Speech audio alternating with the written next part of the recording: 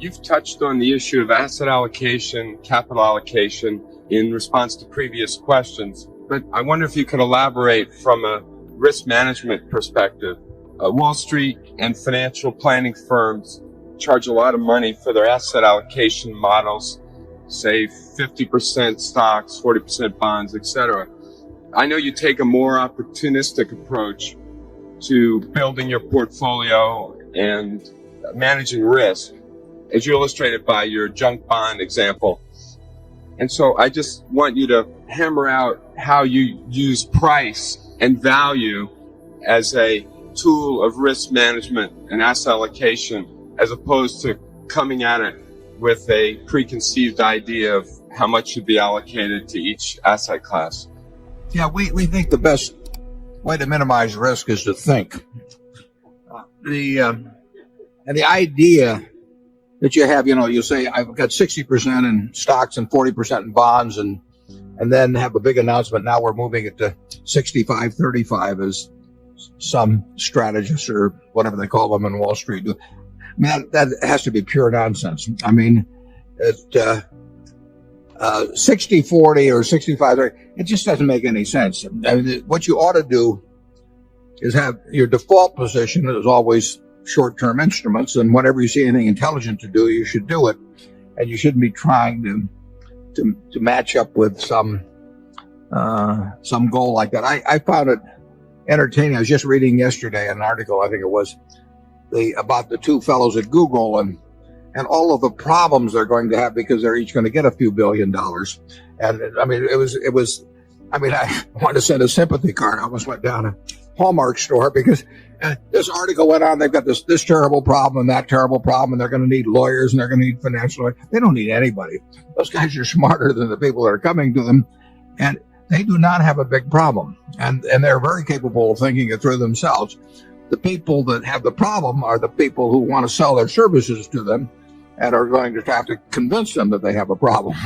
But so much of what you see when you talk about asset allocation, it's just merchandising. It's a way to make you think that if you don't know how to determine whether it should be 60-40 or 65-35, that you need these people.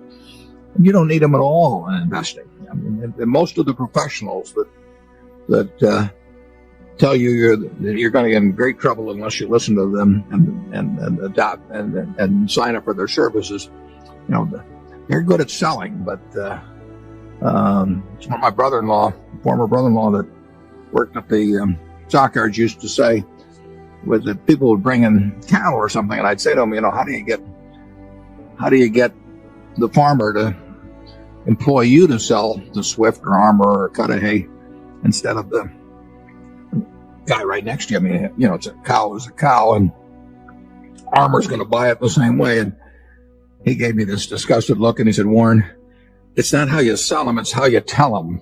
Well, there's a lot of that in Wall Street. Charlie? Yeah, people have always had this craving to know the future. The king used to hire the magician or the forecaster, and he'd look in sheep guts or something for an answer as to how to handle the next war. And so there's always been a market for people who reported to know the future based on their expertise. And there's a lot of that still going on. It's just as crazy as when the king was hiring the forecaster who looked at the sheep guts. And when people have an economic incentive to sell some nostrum, it can be sold over and over and over again.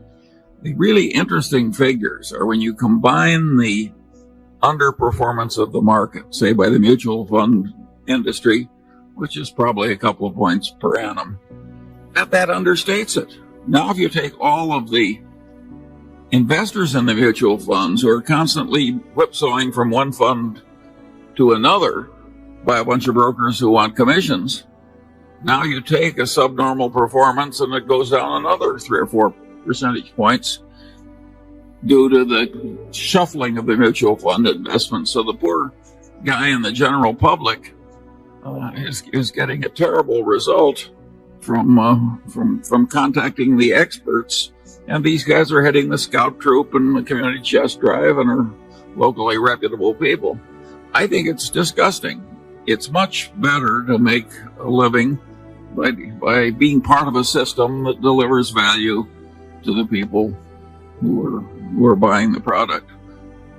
But nobody refrains from creating gambling casinos or something on my theory. If it'll work to make money, well, we tend to do it in this country.